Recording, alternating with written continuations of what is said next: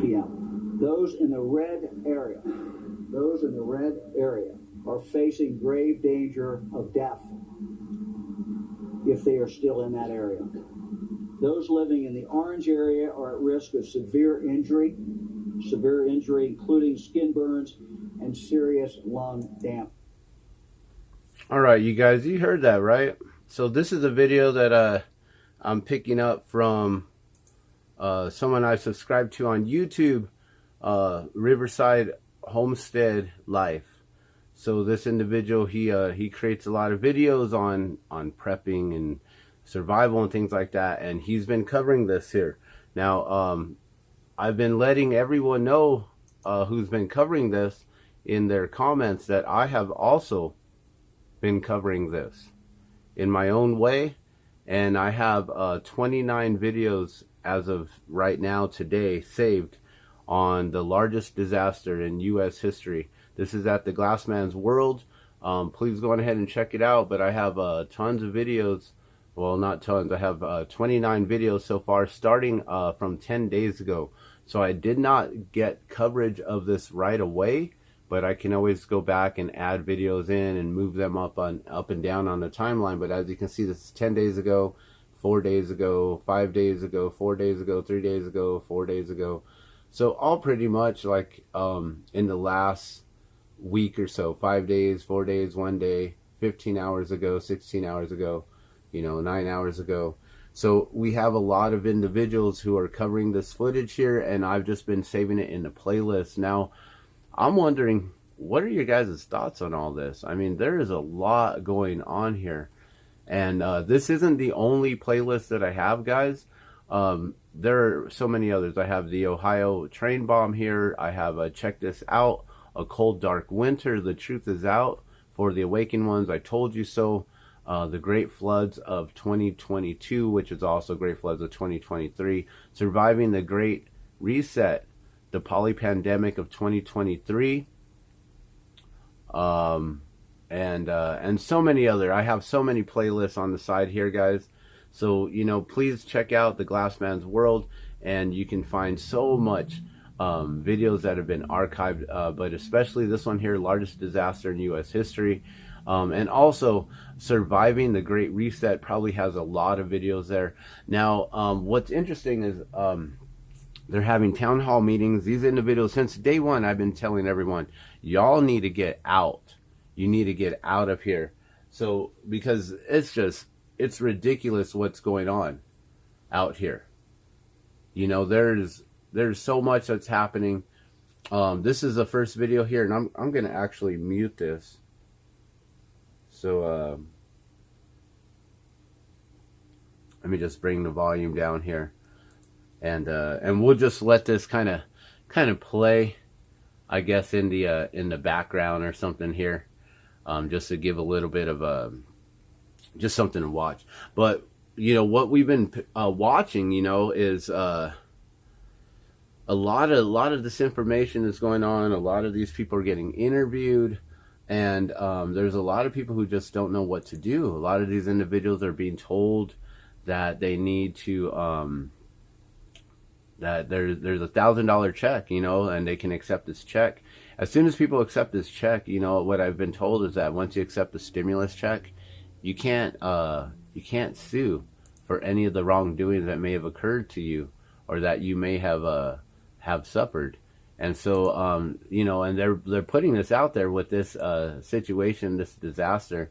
But and this right here, this is the first time that I have seen anyone in hazmat suits for the first time. And what's strange though is you got these people in hazmat suits, right? And let me see if they actually show it here. So you got these people in suits, right? Everyone's all getting covered. Everyone's covered, except for this guy. Who's this guy? CST. So why would everyone be covered up and this guy just roaming around like it's nothing? Sometimes when I see these kind of things, it makes me wonder, like, is it really as dangerous as what they're saying? Are they just removing the people from this town so they can do this land buyback? There's a lot of stuff going on these days, guys. so much to try to even keep up with. They are distracting us to the point to where it is confusion now. It is so confusing to try to keep up with everything going on.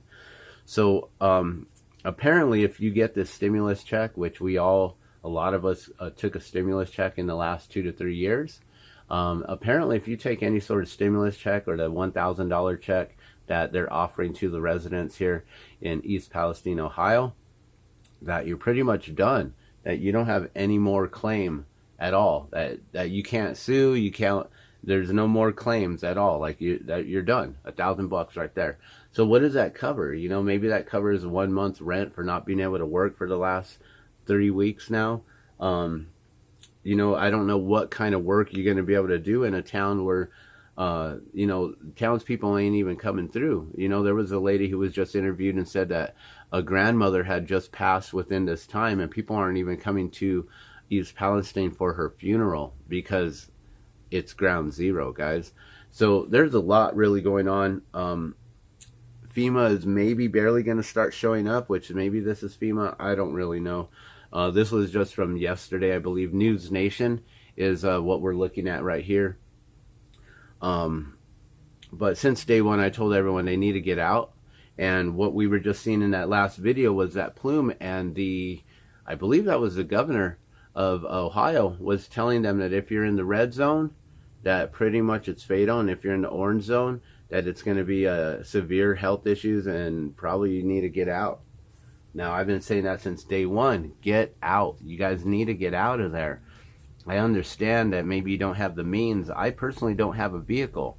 I really don't know what would happen if something happened on our trains, because our trains are to the west of us, which means we would be in that current, in that airstream coming through. Unless we were on the west side of town, I don't know what we could do. And then being that that fallout would push it, all the way across to the north and to the south of town, you'd have to try to really travel around that whole entire plume of smoke and get all the way as far north or as far south as you can to try to get around it to get to the other side of it. A lot of people aren't talking about the water.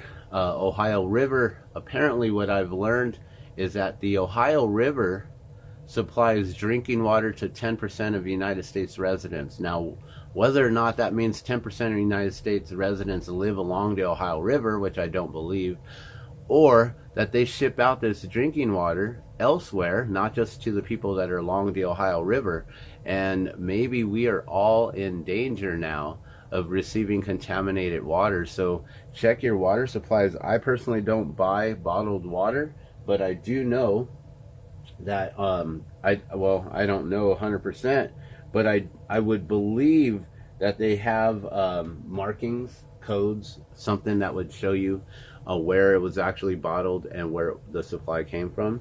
I'm not 100% sure on that. I know olive oil shows you which countries it comes from, whether it's from Italy or whether it's from Tunisia or South America, different different regions or whatever. So just pay attention to what's going on. Read the fine print. Make sure that you read through your contracts. If you are still there, I would have already left. I would have left my belongings behind. I'm hearing that people are now sending in the elderly church ministries to come in and do hazmat cleanups. And the last video was showing that a photo of these elderly individuals who are doing their best. God bless their souls. And they're doing their best to just boost the morale of individuals and blessing them through God and giving them what they can, which is their own devotional service, their own selves, to just help clean up this mess. And like I said, God bless their hearts and their souls. Everyone who's out there though right now, including the interviewers who are out there, the reporters are succumbing to this. There's a individual who has foxes, a fox farm out there, and one of his foxes already succumbed. Another one looks severely ill. He's gone back and forth to the vet. He got information. They took blood work, and there was elevated liver elevated, now I can't remember if it was, I don't think it was elevated proteins in the liver, but it was something in the liver to basically, it shows that the vinyl chloride that was in the air is damaging a lot of individuals. Now, what people aren't talking about is, you know, the dangers of these chemicals alone, right? But if you mix two of these chemicals together, that's a huge disaster, right? I've learned back in the day when I was a jeweler, when we were polishing different sets of jewelry, rings, necklaces, earrings, whatever, what have you, we would have to do an acid bath, and then we'd have to do this like ultrasonic bath where you would basically vibrate all of the dirt and grime and everything off of it, and then you would spray it with a steam bath, and then you would soak it again, or vice versa. I don't remember. It's been like 20 years since I was a jeweler, and so, or even longer, probably 25 years. And so I don't remember the process 100%, but I do remember that I was taught not to mix the two chemicals together, because basically it was like mixing ammonia and mixing chlorine or mixing bleach. And a lot of people don't understand when you mix these things. You know, people live in toxic ways all the time. You all have toxic chemicals in your, underneath your sinks, in your homes, in your environment. And while you're trying to point your fingers at what's going on over here, yet we're all still polluting. I mean, my family's not anymore. We got rid of all the toxic chemicals and cleaners in our household and switched over to Norwex, which I still will continue to highly recommend. All you people who are trying to clean up messes and stuff probably need Norwex, and then just toss it out, start from scratch, get new Norwex after that. I wouldn't be touching any of that stuff, man. I'd get out. You can't just wipe things up. People are saying, oh, well, we went in after we were told to go in. Evacuation was lifted a couple days later, so they could run the trains, guys. And then the interviewees were also telling the reporters that they were double stacking the trains now, and the trains are running every 11 minutes. So they're back on track, and they're running them with even more trains now, making them even more dangerous. And they're just, you know, once the trains are back on track, it's money. It's, you know, we're back in business, right? And so it's sad that, you know, they're back in business. They're making their millions or billions of dollars right now. They're getting caught back up by doubling up their trains, and yet they're not offering the residents of East Palestine anything besides maybe $1,000 stimulus check. And if you take that, then you're basically like shit out of luck. You cannot sue them. You basically are null and void at that point. You can't collect. Now, the other way to do it would be to collect all of your receipts and show them all of your expenditures, and then that way they're gonna tally up your expenses and everything that you're out of pocket, and eventually there'll be this huge lawsuit. The whole city will be suing, and there'll be a huge lawsuit, and those who took the $1,000 checks won't be able to be a part of that lawsuit, which is sad. A lot of people don't know this. A lot of individuals are accepting little help here and there. $700, $1,000, whatever it is. But whatever help that you may receive, if you sign anything with that money, you may be signing your rights away to sue. So I would just get out, leave everything behind, call it all a loss. Just write your whole entire house. If you're a homeowner, write it all down. If you rent and you're still on a lease, write down the loss that you're going to be paying for rent for however many more months that your lease is going on, or whatever it is. You plan to live there for 10 years if you're month to month, or whatever it is, and just, you know, show proof on how much you're really out. But if you are in that region, and like I said, since day one, the fallout is gonna move all the way to the east of this area of East Palestine. It's gonna go east towards the Atlantic, but it's also with our jet streams and the currents. When it was happening, the streams were pushing everything south. The wind was moving south that day, so southeast. But usual currents push everything to the north and up towards Maine. So basically, it's just going to whip around. It's going to go from that southeast directional pull all the way, especially this week with an extreme winter warning happening right now across the whole nation. 35 states are going to get impacted all at the same time. I hear Texas is already under ice, guys. And the people in East Palestine, what are they going to do? They got so much to deal with. And then plus there's so many other things going on, all these explosions, all this stuff. People are just displaced all around. This is a cold, dark winter that we're in, guys. We are in it. This is it. Whether you, like us here, we haven't really been affected. We got our first snow the other day. You saw me walk out and barefoot in it, and then I was realizing probably shouldn't be walking out barefoot in snow these days, and definitely can't be sending my kids out to go play in it or trying to eat ice and things like that. You know, it's not like the days when we used to grow up as kids and play out there. Chemicals are everywhere. The PFAS, the PFAS, the forever chemicals, you know, they're everywhere. The what are they calling them? The dioxides that are in the air, everything that's airborne. This is basically known as an airborne toxic event now. This is the largest disaster in U.S. history. And, you know, like I said, I have a lot of these videos all archived right here. So please go check out The Glassman's World on YouTube, and you'll be able to see all of the different videos that I have. You know, the insulting offer. They were offered like I don't know what it was. Was it $2,000 or $20,000 for the city? And I don't know if that was for the whole entire city or for each individual. But I'm just thinking, you know, this is a lifelong health issues, going to the doctors. This is hundreds of thousands of dollars in health and medical bills and things. It's horrible. It is horrible. And I guess some other things are here in the largest disaster, such as this, suddenly drops, you know. But most of this is all about the Ohio, and maybe that was just added in there on accident. I see this is here, which we don't need. So let's, let's remove it. That was a double. Let's make sure we don't have any doubles in here. See, this female is also right here, talking about her skin rash. There's a lot going on. Like I said, seems to be a lot going on right now. This video right here talks about all the different events that's been going on in the last 60 days.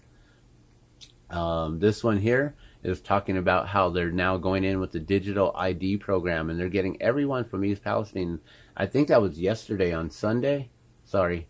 That was 2 days ago on Sunday when they were going to go in and start offering this. But yet they're not offering any sort of financial help, any monetary compensation besides that one-time payout, $1,000 and thanks, wham bam, thank you ma'am.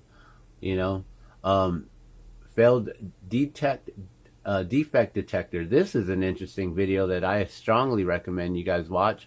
The train conductor or the engineer, he's on along the tracks. They're checking for a defect that's been detected, but there is no defect. And then all of a sudden it fixes itself because all they did was they simply plugged in a small space heater in the little metal box that's, you know, along the side of the track. And in that little metal box, it's basically a room with all these computers and different things, relays and switches and CB radios and things to basically inform them if any defect has been detected. So these defect detectors are actually defective. And this is in East Palestine where he was at, and he was showing how it just fixed itself. So and then he walked away like, oh, well, my job's done. So if you're just going to do that and walk away, not even really check to see, is there a short in the outlet? What's going on with that outlet? Why would that plugging in the space heater do anything, right? FEMA, why isn't FEMA coming in?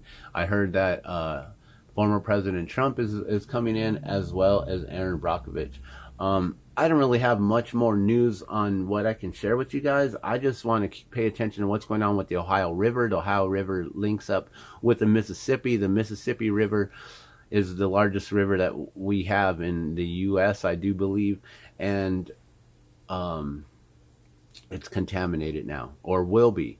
And how far is that water going to go? This storm that's coming across right now is going to create a huge snowpack, which is going to be a snow runoff that's going to run into these streams into the Leslie Run, into the Ohio River, down all the way to the Mississippi River. All these contaminants are going to flow downstream and go downwind. So wherever you guys are at, upwind, downwind, wherever the currents may be carrying the storm right now, just know all the way to probably the Atlantic coast, the whole East Coast. And what I'm hearing too is that people are also claiming that there are effects.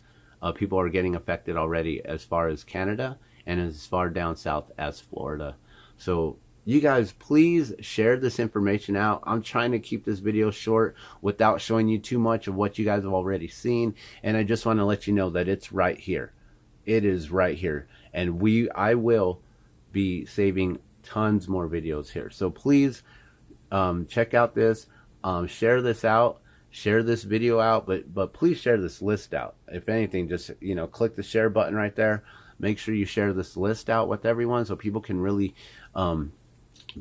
keep on top of what's going on. And I'm trying to do my best to not double up information here and trying to get information very separate here. But thank you guys so much for watching. This is Dan from the Glassman's World. And let me just show you real quick my channel so you know when you get to my channel that you're at the right spot. So I do appreciate you guys watching. Please give it a like. And if you like this content here, I usually blow glass and I make these water drops, and I'm always talking about water. Water's life, every drop counts. And I'm always promoting Norwex and many other different things. This is my intro video right here. It shows you about camping, hydroponics, and growing gardening. I'm a crew member on balloons. I do glass blowing. And so yeah, so you know, check out this video right here, and you'll be able to see all the cool different things that I have to offer here at the Glassman's World. So give it a subscribe if you can, and be sure to like this video, and just make sure that you share this out with everyone, especially that playlist. All right, thanks for watching. I'm gonna let y'all go. Love and blessings.